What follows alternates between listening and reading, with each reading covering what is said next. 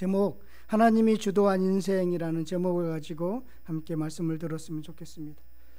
자, 어제부터 그저께부터 여러분 명절로 이렇게 많이 세고 있습니다. 그럼에도 불구하고 오늘 이렇게 예배 나오셔서 함께 예배드리는 그 모습이 너무나 아름답습니다.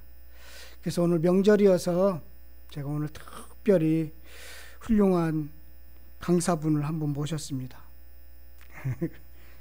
그분의 설교를 들으려고 하는데요. 그분은요, 바로 2000년 전에 은혜와 지혜가 충만한 스데반 집사님입니다.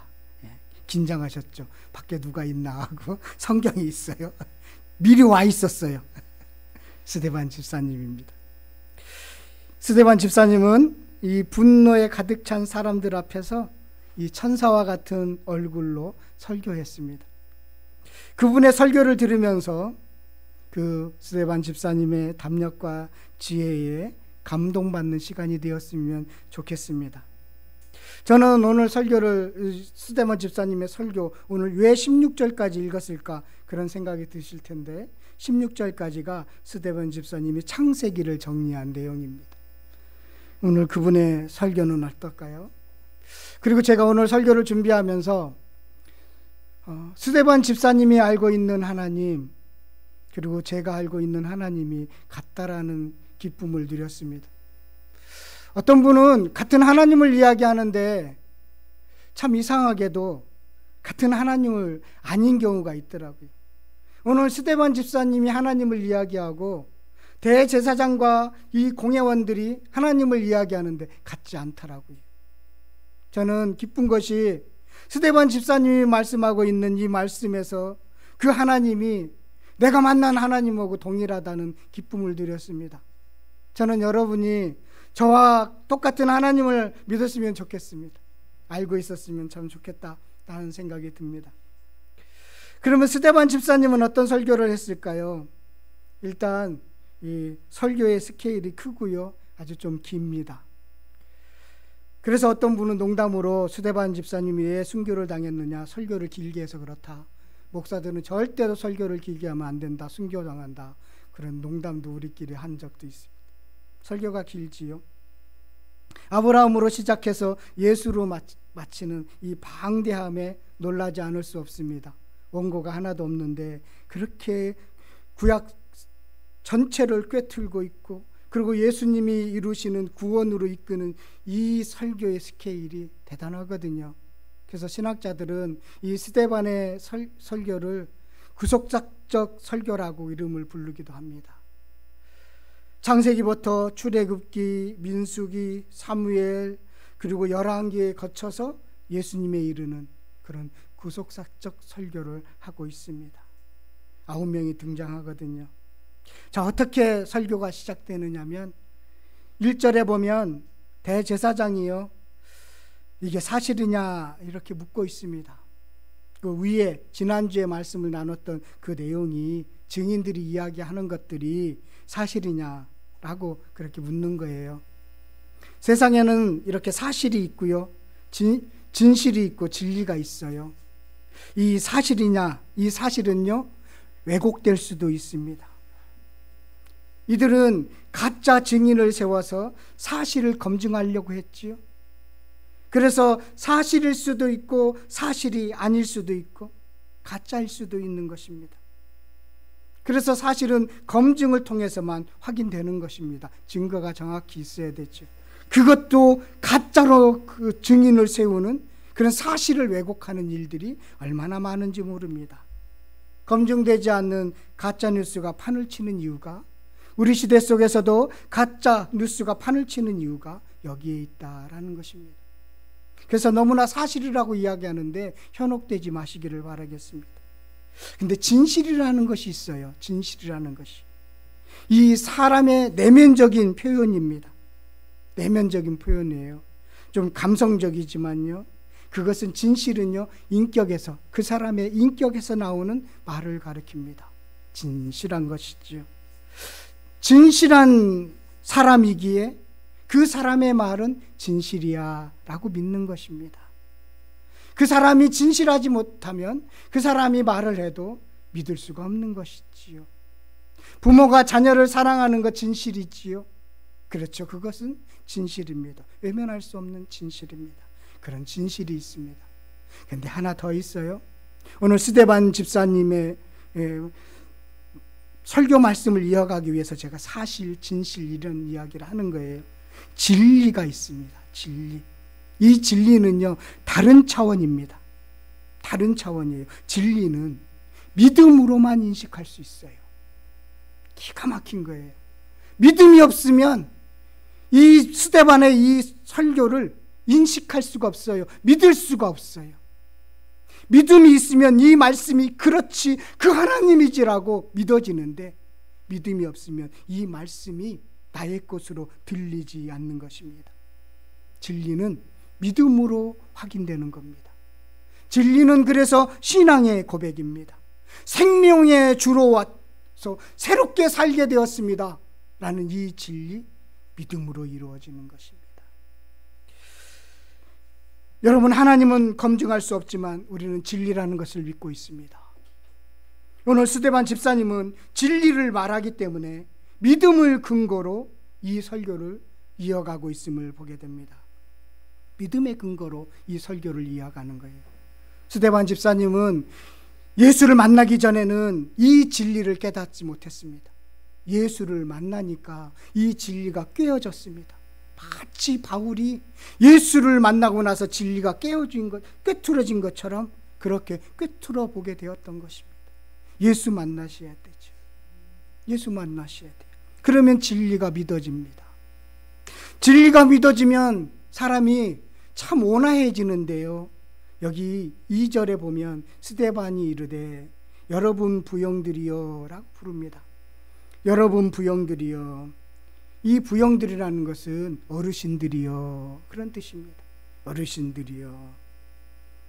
부형들이라고 부를 수 없는 이들입니다. 지금 자신을 죽이려고 하고 있는 사람들이거든요. 예수님을 신문했던 대제사장 가야바가 그 자리에 있고요. 율법의 박식관 공회원들이 그 자리에 있습니다. 그런데 이 부형들이여라고 부르면서 시작한 이 설교 마지막 부분에서는 60절에 한번 가보십시오. 60절에 가보시면 함께 읽겠습니다. 무릎을 꿇고 크게 불러 이르되 주여 이 죄를 그들에게 돌리지 마옵소서. 이 말을 하고 자느라. 잔다라는 것은 순교당했다는 것이죠. 주여 이 죄를 저들에게 돌리지 마십시오. 진리를 깨달은 사람은 원수와 같은 사람들에게도 부형들이여라고, 어르신들이여라고 그렇게 말을 시작하고 끝에는 자기가 죽은 그 현장 속에서도 주님 저들의 죄를 돌리지 마옵소서. 이것이 진리를 아는 사람의 모습이지요. 이 말에서 스데반 집사님이 이 진리, 깨달은 진리가 무엇인지를 느낄 수가 있는 것입니다. 스데반 집사님은 이스라엘이 회개하고 진리를 깨달아서 하나님이 주신 사명을 감당하기를 진실되게 전했던 것입니다. 진리는 진실함으로 전해야 합니다. 진리를 전하는 사람이 그래서 중요해요. 여러분 진실된 사람이 되시기를 바라겠습니다. 그리고 진리를 전하였으면 좋겠습니다. 내용을 좀 볼까요? 우리 스데반 집사님의 설교의 내용 쭉 볼까요? 창세기 일반 역사를 다룬 1장부터 창세기 1장부터 11장은 빼버리고 아브라함부터 시작을 합니다. 그 이유는 무엇일까요? 하나님이 택하신 이스라엘이 어떻게 시작되었는지를 알려주기 위해서, 강조하기 위해서입니다. 이스라엘 백성이 대단해서 택한 백성이 아니라는 겁니다. 너희들이 대단하다고 생각하면 안 됩니다. 우리들이 대단하다고 생각하면 안 됩니다. 우리의 조상들은 이랬습니다 라고 시작되는 것이죠. 그래서 오늘 저는 이 스데반 집사님의 설교를 조금 다시 내가 만난 우리 하나님 그 마음으로 좀 정리를 해봤습니다. 3가지의 내용, 우리가 배울 수 있는 내용으로 정리를 했는데요. 첫 번째는 스데반 집사님이 전한 설교를 통해서 깨닫는 첫 번째는요, 신앙은 장소가 아니라 순종입니다. 예, 한번 따라해 보십시오. 신앙은 장소가 아니라 순종입니다. 예. 아브라함이 갈대 우르에 살고 있을 때 하나님이 아브라함에게 보였습니다. 이방신을 섬기는 곳이에요. 그래서 그 당시의 신과는 지역신입니다. 나라의 신이 있는 것이죠. 그 나라를 건너뛰지 않습니다. 그래서 이방신을 섬기는 곳은 이방신이 다스린다고 생각했습니다. 이방신을 섬기는 갈대우르에서 하나님이 아브라함을 부르셨다는 것으로 출발합니다. 하나님은 거기도 계시다는 거예요. 하나님이 이방 땅에서 아브라함을 만났다는 것이 거룩한 곳 성전이 아닌 이방 땅에서 만났어. 너희들이 거룩한 성전을 거슬렸다고 나를 고발했지. 아니야, 하나님은 어느 곳이든 다 계셔. 하나님은 성전뿐만 아니라 이방 땅에도 계셔. 그래서 아브라함이 이방 갈대우르에서 하나님을 만난 이야기를 하고 있는 것입니다. 그래서 47절에 보면요, 우리 47절 보십시오. 47절 48절 한번 보도록 하겠습니다. 함께 읽겠습니다. 솔로몬이 그를 위하여 집을 지었니라. 그러나 지극히 높으신 이는 손으로 지은 곳에 계시지 아니하시나니 선지자의 말씀바. 예. 솔로몬이 성전이 지었습니다. 그러나 성전이 나중에 파괴되었지요. 하나님의 임재의 장소인 성전은 파괴되었습니다. 왜 파괴되었을까? 너희들 생각해봐. 우리 생각해 봅시다. 우리의 불순종했기 때문에 그렇습니다.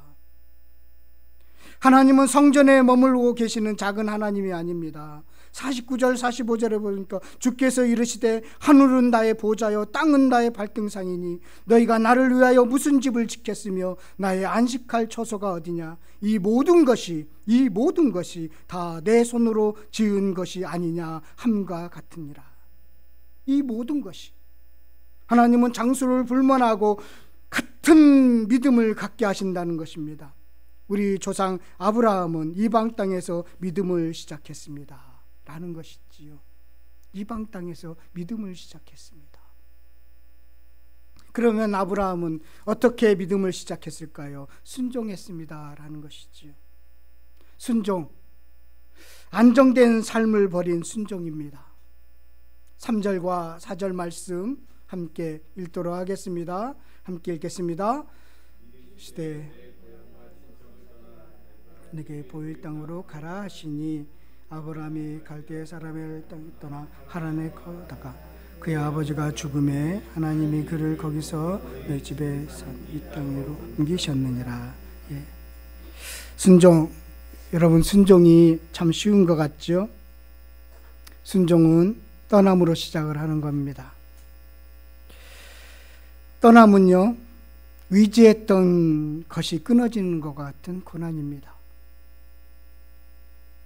아버지는 가지 않고요, 아들은 갔습니다. 여기서는 하란이 그 데라가 하란에서 죽어서 떠난 것처럼 보이지만 창세기를 보면 데라는 살아 있었습니다. 그때 떠났습니다. 아버지도 같이 가야 되는데 아버지는 고향을 떠날 수가 없다라는 것이죠. 그래서 아버지는 가지 않고 아들은 갔습니다. 이렇게 순종은요, 갈라짐의 아픔도 있습니다. 의지했던 것, 안정된 것, 하란까지는 안정된 삶이 보장되어 있습니다. 시스템이 되어 있습니다. 사는데 어려움이 없습니다. 그것을 떠나는 것, 그것이 순종입니다.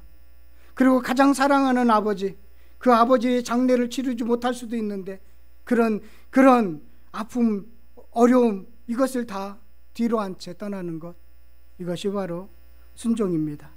순종이 쉽지 않은 이유가 여기에 있습니다. 쉽게 순종하는 것이 아닙니다. 그런데 정말 놀라운 표현을 발견하게 되는데요, 4절 하반절에 보면 스데반 집사님이 4절에 아브라함의 순종을 하나님이 옮겨셨다라고 표현합니다. 하나님이 너희 지금 사는 이 땅으로 옮기셨느니라, 옮기셨다고 합니다. 아브라함이 믿음으로 순종한 것 같은데 하나님이 옮기셨다는 거예요. 우리가 순종하는 것 같은데 하나님이 하셨다는 거예요. 하나님이 우리의 삶의 자리를 옮기셨다는 거예요. 순종의 자리로 옮기셨다는 거예요. 내가 해서 한 게 아니라는 거예요. 먼저 하나님이 그 은혜를 부어주셨다는 것이죠. 그래서 기가 막힌 표현이에요. 다른 데서는 찾아볼 수 없는 표현입니다. 거기서 너희 지금 사는 이 땅으로 옮기셨느라. 하나님이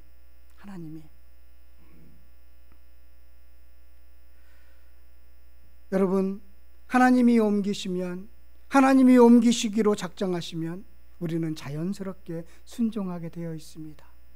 고난도 어려움도 그것을 뒤로한 채 순종할 수 있게 된다라는 것입니다. 그런 순종이 여러분들 안에 가득하기를 바라겠어요. 순종이 복입니다. 두 번째 스테반 집사님의 설교를 통해서 제가 깨닫는 것을 여러분하고 같이 나누는데요. 첫 번째 신앙은 순종이라고 그랬죠. 두 번째는요, 신앙은요, 주어가 바뀌는 겁니다. 주어가 바뀌는 거예요. 오늘 스테반 집사님의 설교를 보면서 하나님이 주도권을 갖고 있다라는 것을 강조하고 있더라고요. 그래서 믿음이라는 것은 나로부터 시작되지 않는구나. 하나님으로부터 시작되는구나. 하나님이 찾아오셔야 되는구나. 믿음은 하나님이 나를 찾아온 사건이구나. 그래서 보면요, 그런 눈으로 이렇게 보니까요, 주어가 분명하게 드러나더라고요. 3절에 보면 이르시되 내 고향과 친척을 떠나 내가 내게 보일 땅으로 가라 하시니 내가가 나오죠. 또 4절에 보면 아버지 하나님이 그를 거기서 너희 지금 사는 이 땅으로 옮기셨다. 하나님이 나오지요. 또 옮기셨다고 나오죠. 주신다고 약속하셨음이 나오지요. 또 내가라는 단어가 또 나오지요. 계속적으로 이 주도권을, 하나님이 주도권을 쥐고 이것을 진행하고 계시는구나. 아브라함이 하나님을 만나는 방식이었고 하나님과 동행하는 방식이구나. 이 주도권, 하나님이 내 인생의 주도권을 쥐고 계실 때 내가 하나님을 제대로 만날 수가 있는 것이구나. 우리 인생도 내가 주도하는 것이 아니구나. 하나님이 나를 이끌어 가는구나. 지금 스테반 집사님은 그것을 말씀하고 싶었던 거예요. 네가 사는 것이 아니야. 네가 주도해서 사는 것이 아니라 하나님이 주도해서 이 땅에 여기에 오게 되었어. 하나님이 주도권을 갖고 계셔 라는 것을 말씀하고 있는 것입니다. 그러니까 아브라함은 맡기기만 했어. 순종하기만 했어. 하나님이 다 옮기셨고 하나님이 주도권을 쥐고 이 가나안 땅으로 이곳에 정착하게 하셨어. 그렇게 시작하게 하셨어 라고 그렇게 설교하고 있는 것이지요. 바로 하나님이 보이시는 길을 따라가는 방식이었다라는 것을 지금 이 하나님을 잘 알고 있다고 하는 이 대제사장 앞에서 지금 하나님을 말씀하고 있는 거예요. 이 하나님을 아시기를 바랍니다. 이 하나님을 아시기를 바랍니다. 그런데 참 아쉬운 것은요, 5절이에요. 신앙생활에서 가장 힘든 부분이 5절을 만나는 경우인 것 같아요. 우리 5절 말씀 함께 읽겠습니다. 그러나 여기서 발붙일 만한 땅도 유업으로 주지 아니하시고 다만 이 땅을 아직 자식도 없는 그와 그의 후손에게 소유로 주인다고 말씀하십니다. 힘들게 왔는데 순종해서 하나님이 옮기셔서 왔는데, 근데 하나님이 그러면 준비해 놓아야 되는 거 아니겠어요? 하나님이 옮기셔 왔으면 준비해 놓아야지. 집도 마련해 놓고 좀 농사 지을 때 땅도 여러 땅도 좀 주고 준비해 놓고. 그런데 준비해 놓아야 되는 것인데 준비된 것이 하나도 없어요. 예수님이 이 땅에 오셨는데 하나님이 준비해 놓은 게 하나도 없죠. 마국간에 영물통밖에 준비해 놓은 게 없어요. 그런데 이게 하나님을 따르는 다른 한편의 방식이라는 거예요. 이 부분을 모르면 5절에 이르렀을 때 많이 지칩니다. 많이 지쳐요. 땅을 주시지 않았습니다. 약속만 말만 하시는 거예요. 약속만 주셨습니다. 눈으로 보기에는 전혀 준비되어 있지 않았습니다. 발붙일 땅이 없습니다. 그런데 후손을 주고 땅을 주겠다고 약속했습니다. 말만 하십니다. 후손을 주시겠다고 하는데 자식이 없습니다. 아무것도 없는 거예요. 어렵게 하나님이 옮기셔서 순종해서 이렇게까지 왔으면 뭔가 준비되어 있어야 될 것 같은데 전혀 그렇지 않다라는 것이죠.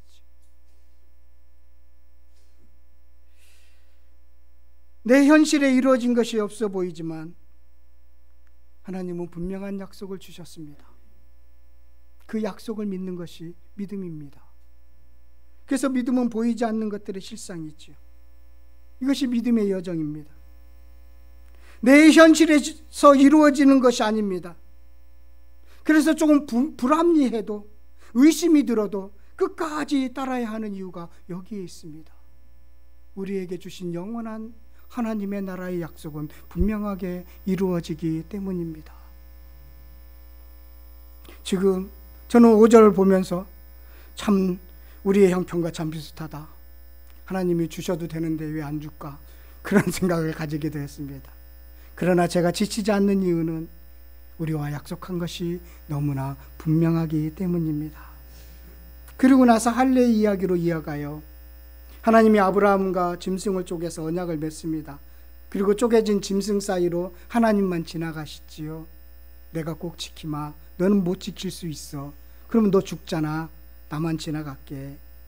그렇게 해서 언약을 맺으시고요. 그 언약의 증표로 할례를 행하라고 합니다. 할례는 몸의 중요한 부분을 잘라내는 것입니다. 잘라내는 거예요. 너의 육체의 중요한 부분을 잘라내. 이것이 내가 약속을 지킨다는 증표야. 그리고 이 할례는 네가 평생도록 그 신체의 중요한 부분을 쪼개진 것처럼 너도 언약의 중요성을 알면서 살았으면 좋겠어. 나만 믿고 따라와. 내가 그 약속 분명히 이룰게. 그런 의미로서 할례를 줬습니다. 믿음의 증표로 할례를 줬습니다. 여러분들이 하나님이 여러분들에게 나만 믿고 따라와 하면서 주신 증표들이 있죠? 없어요? 할례와 같은 분명한 증표들이 있을 겁니다. 우리 권사님밖에 없나요? 증표가 있을 겁니다. 그 증표들을 보면서 약속을 믿고 주님을 따라가시기를 바라겠습니다. 그래서 신앙은요, 주어가 이렇게 바뀌는 것입니다. 여러분들의 인생의 주도권을 하나님께 맡기시기를 바라겠습니다. 그리고 세 번째로 스데반 집사님의 설교를 통해서 제가 깨닫는 세 번째는요, 하나님은 팔린 자와 함께한다라는 것입니다. 아브라함을 이어서 이삭도 있고 야곱도 있는데 이름만 거론하고요. 야곱이 얼마나 길게 나와요, 창세기에는. 그런데 바로 건너뛰어서 요셉으로 이어가서 이야기를 쭉 진행합니다. 무엇을 드러내고 싶어서 이 스데반 집사님은 아브라함을 띄어서 요셉으로 이어갔을까요? 왜 그렇게 바로 갔을까요? 여기 잘 보면요, 9절의 말씀을 보면 여러 조상이 요셉을 시기하여, 그 형제, 우리 조상인데 야곱의 11 형제들이죠. 10 형제죠. 그때 당시는 조상이 요셉을 시기하여 애굽에 팔았더니, 이거예요. 시기하여라는 것입니다. 조상이 요셉을 시기했다. 형들이 시기심으로 팔린 자가 된 요셉을 말하고 싶어서입니다. 팔린 자의 하나님. 요셉이 주인공인데 팔린 자가 됩니다. 그런데요, 그렇게 팔렸는데 하나님이 그와 함께 계셔. 하나님이 함께 계십니다. 세상은요, 팔린 자와 함께 하지 않습니다. 세상은 노예와 같은 힘없는 자와 함께 하지 않아요. 근데 하나님은 팔린 자, 노예와 함께 하십니다. 너희들이 시기하여 예수를 가득해서 예수를 팔았지. 너희들이 시기가 가득해서 지금 나를 죽이려고 하고 있지. 그러나 하나님은 함께 계십니다. 이 말씀을 하고 싶었던 거예요. 예수님도 팔린 자입니다. 가장 가까운 제자에게 팔렸습니다. 그러나 모든 믿는 자의 주가 되었습니다. 팔린 자 같고 연약한 자 같은데 하나님은 그와 함께 하셔서 뜻을 이루십니다. 이것을 말하고 싶었던 것입니다. 그래서 팔린 자에게 주시는 열매가 있다는 것으로 이어갑니다. 우리 10절 말씀 다 같이 한번 읽었으면 좋겠습니다. 이 모든 환난에서 건져내사 애굽왕 바로 앞에서 은총과 지혜를 주시매 바로가 그들의 애굽과 자기 온 집안 통치자로 세우셨다. 이어지는 게 너무나 기가 막히지 않아요? 진짜 설교를 잘하시는 것 같아요. 여기서 시기하러 하나님이 함께 하셨다 그러면 우리는 막 거기에서 보디발에서 있었던 일, 여러 가지 감옥에 있었던 일, 여러 가지 있을 텐데 그것을 어떻게 이어갈까 참 고민할 텐데 한마디로 건지사, 건져내사 이렇게 정리하고 있어요. 환난에서 건져내셨어. 은총과 지혜를 주셨어. 통치자로 세우셨습니다. 팔린 자였는데 하나님이 함께 하셔서 요셉을 그렇게 하셨습니다. 건져내셨고 은총과 지혜를 주시고 통치자로 세워주셨습니다.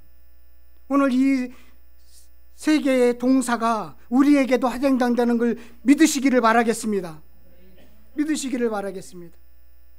팔린 자 된 스데반에게도 은총과 지혜를 주셨잖아요. 그것을 말씀하고 싶었던 것입니다. 요셉은 팔린 자가 되어서 고난을 받았죠. 먼저 보내심을 받았습니다. 말씀이 응할 때까지 고난이 계속되었습니다. 말씀이 단련했습니다. 형들이 한 것이 아니라 그러나 하나님이 한 것입니다라고 요셉은 그 주도권을 하나님이 갖고 계시다는 것을 분명히 알았던 것이죠. 창세기의 말씀인 것이죠. 그렇게 하나님께서는 요셉과 함께 하셨다는 것입니다.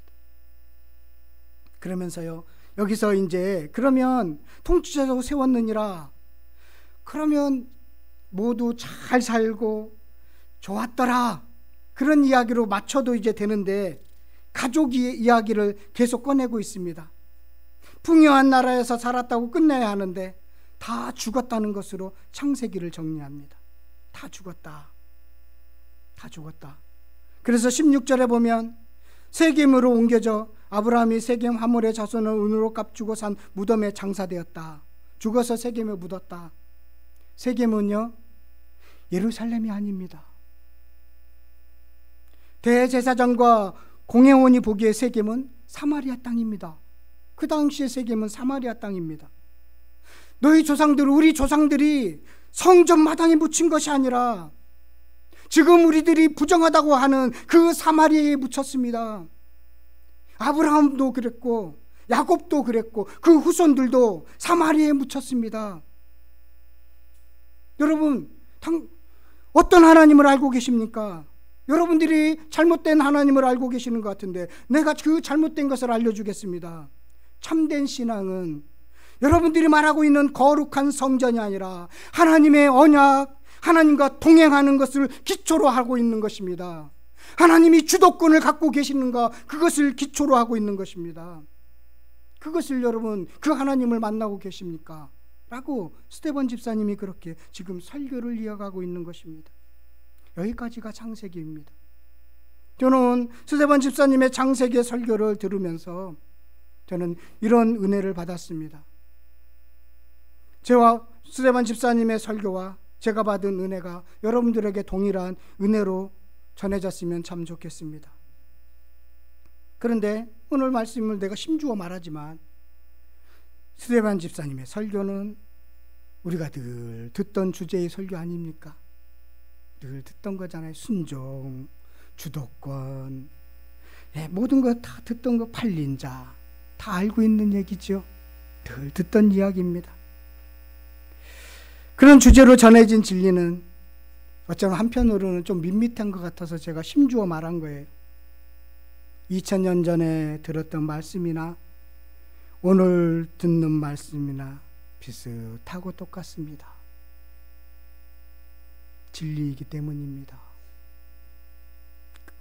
그러나 이 스데반 설교의 복음이 아주 폭발적으로 일어나서요, 이제 예루살렘을 넘어갑니다. 그 출발이 스데반 집사님의 사건입니다. 이방으로 넘어가는 역사의 진전이 스데반으로부터 시작됩니다. 천사의 얼굴과 같은 사람의 죽음으로 이제 예루살렘을 넘어서 열방으로 복음이 확산되는 것을 보게 됩니다. 스데반과 같은 헌신으로 여러분들의 가정이 폭발적인 은혜를 누리시기를 바라겠습니다.